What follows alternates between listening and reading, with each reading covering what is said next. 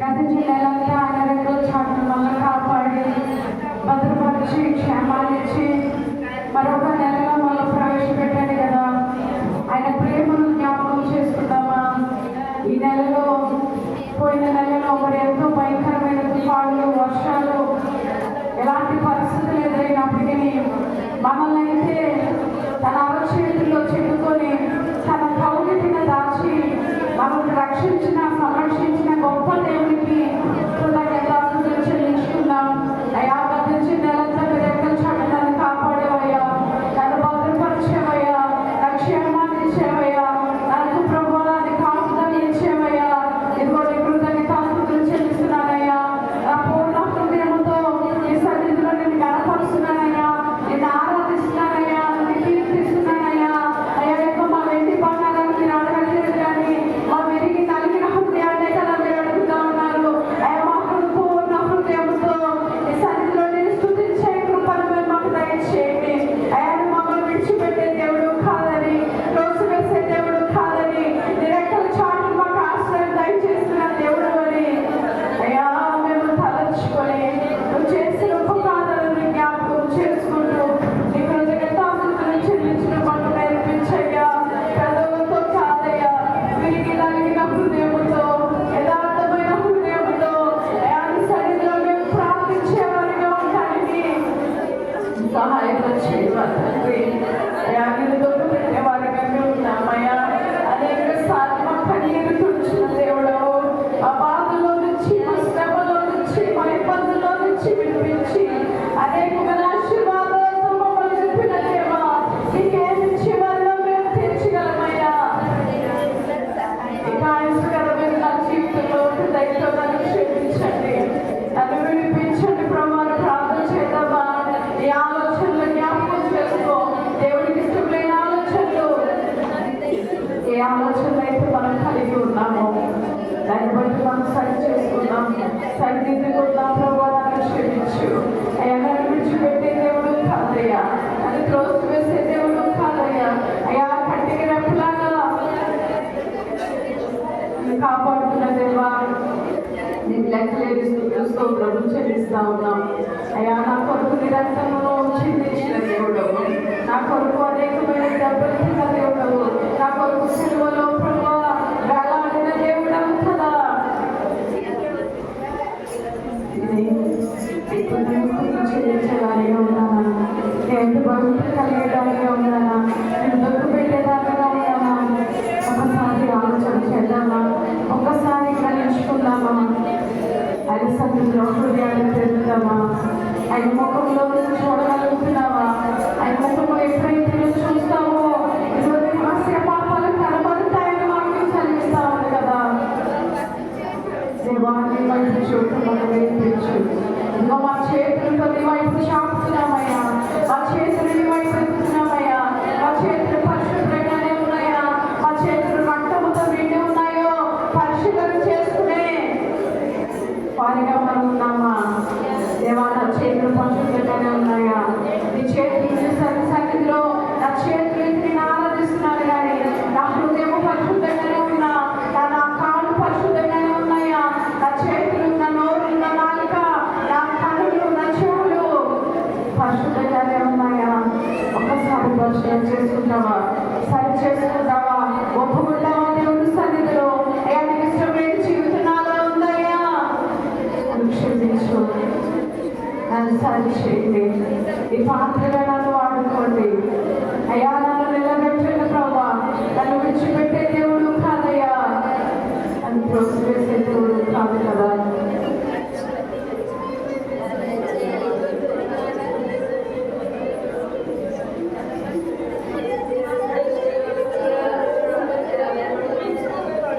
ఆయన ప్రేమను మర్చిపోగలమా? ఆయన ప్రేమను విడిచిపెట్టగలమా? ఆయన లేకుండా ఒక్క క్షణమైన నిమిషమైన మనం బ్రతకగలమా?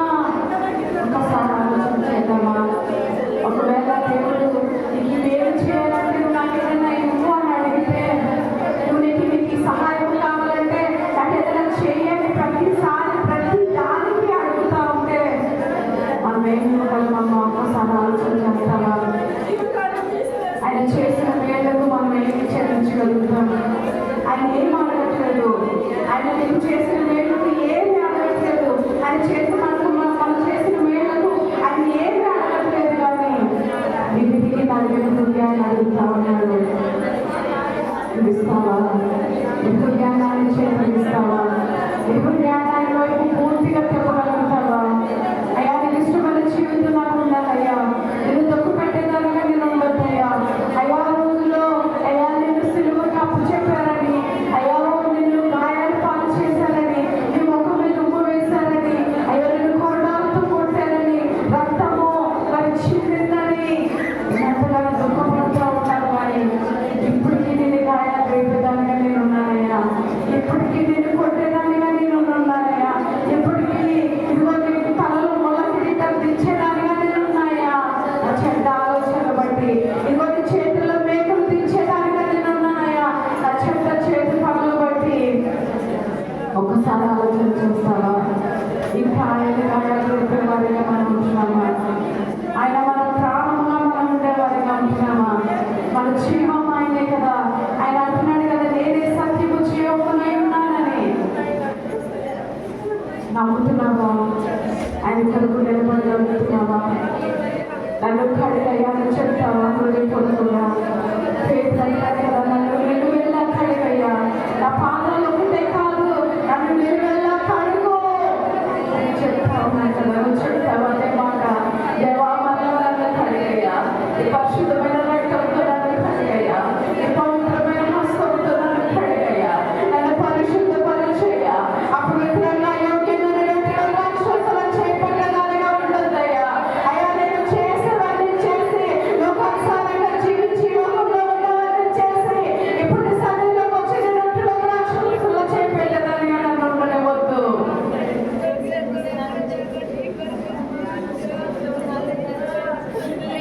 ఆయన రొట్టెని రాక్షసులను తాగడానికి, నీ నోటిలో తీసుకోవడానికి విపరీతంగానే ఉన్నావా?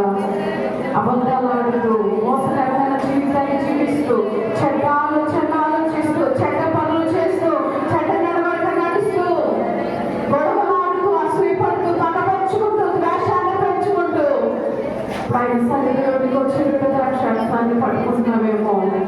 జాగ్రత్త. దేవుడు స్పష్టంగా సూటిగా మాట్లాడుతున్న దేవుడు. ఒకవేళ అయోగ్యంగా నువ్వు రొట్టెలో ద్రాక్షాసలో చేపెడితే నష్టాన్ని పొందుకుంటావు. సరి చేసుకుంటావా? హృదయపూర్వకంగా ఒప్పుకుంటావా దేవుడి సన్నిధిలో? అయ్యా నీకు ఇష్టం లేని జీవితం నాలో ఉందయ్యా. నీకు ఇష్టం లేని మాటలు నాలో ఉన్నాయా? నీకు ఇష్టం లేని చూపు నాలో ఉందయ్యా. నీకు ఇష్టం లేని ప్రవర్తన నాలో ఉందయ్యా.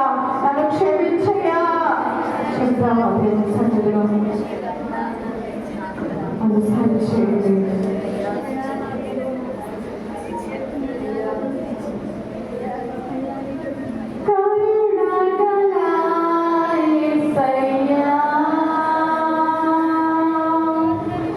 ఈ జీవితాన్ని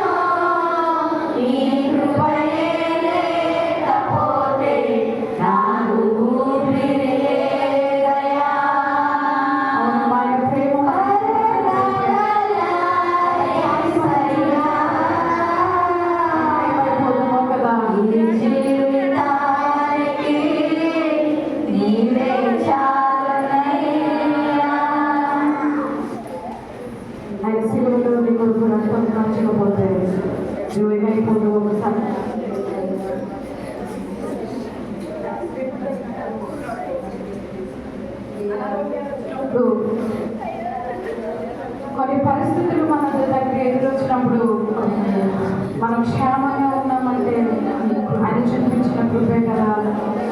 మనం ఒక్కొక్కసారి ఆయన విడిచిపెట్టిన ఆయన మాత్రం విడిచిపెట్టకుండా మన చేతినే ఉన్న ఆయన ప్రేమను జ్ఞాపకం చేసుకుంటావా? ఆయనతో ఉంటే ఎంత క్షేమమో కదా, ఆయనతో నడిస్తే ఎంత దీవెనో కదా. అలాంటి దీవెన నేను పొందుకోవడానికి నిన్ను విడిచిపెట్టేదానిగా నేను ఉండకుండా నీతో నడిచే అనుభవంలో, నీతో కలిసే అనుభవంలో నేను ఉంటానికి నాకు సహాయం చేయ ప్రార్థన చేద్దాం అని చెప్దాం. దేవుని సన్నిధిలో మొదలుపెడదాం. ఒకసారి మగవారందరము కలిసి పాడదామా? నీ ప్రేమ చూపకపోతే నేనేమైపోతుందో, నీ కృప లేకపోతే నాకు ఊపిరి లేదయ్యా. ఈ రెండు మాటలు కేవలం మగవారు మాత్రమే కలిసి పాడదాం. ఎందుకంటే మీకు కూడా ఆయన ప్రేమ చూపించకపోతే మీరేమైపోతురు కదా. ఆయన కృప లేకపోతే మనం జీవించుండే వాళ్ళమా, బ్రతికుండే వాళ్ళమా? మీరు ఎంతో కష్టపడుతున్నారు మీ కుటుంబం కోసం. ఆ కష్టము దీవెనకరంగా మారుతుందంటే, ఆ రూపాయి వాడబడుతుందంటే అది దేవుని కృపే కదా. ఈ మాటలు మనం అర్థం చేసుకుంటూ మనం కలిసి కొంచెం బిగ్గరగా పాడదాం. నీ ప్రేమ చూపించకపోతే నేనేమైపోతున్నావు, నీ ప్రేమే చూపకపోతే నేనేమైపోదును, నీ కృపయే లేకపోతే నాకు ఊపిరి లేదయ్యా. ఒకసారి నీ ప్రేమే చూపకపోతే నేనేమైపోదును, నీ కృపయే లేకపోతే నాకు ఊపిరి లేదయ్యా. హల్లెలూయా.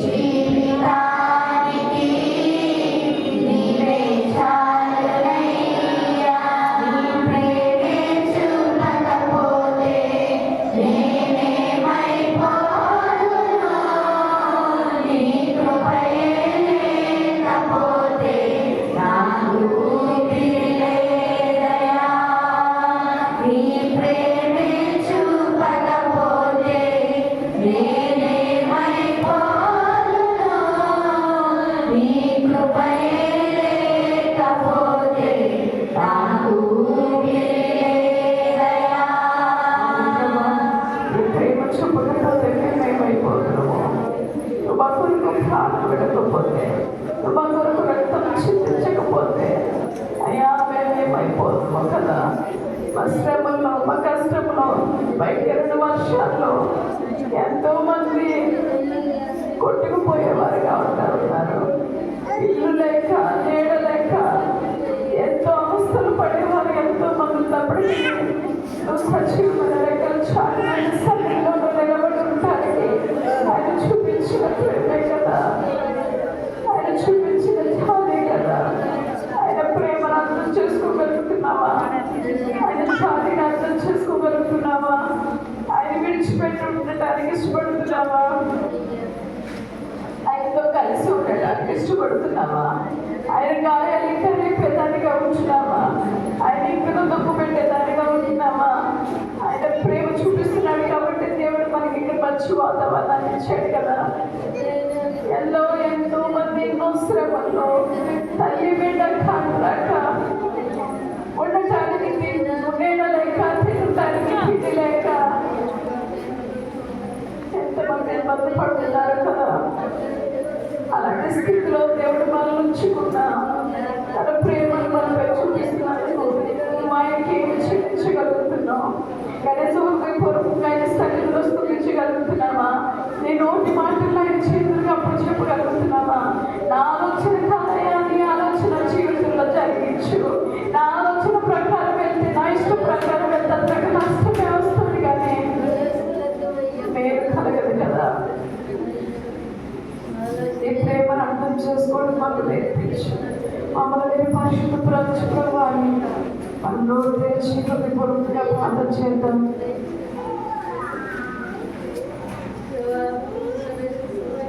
మన మధ్యలో మాని ప్రార్థన చేస్తుంది. మనందరూ వెళ్తాం. పరిశుద్ధుడు, మహాగణుడు, జీవం కలిగిన సదాకాలం మీరు మాతో ఉండే దేవుడు కలగాల. ఇచ్చిన ఆయుష్ను బట్టి, నీ కృపను బట్టి ఏమిచ్చినా నీ రుణం అయితే మేము తీర్చుకోలేను తండ్రి. వెండి బంగారం నువ్వు అడగట్లేదు, మాకున్న ధనధాన్యాలు మీరు అడగట్లేదు తండ్రి.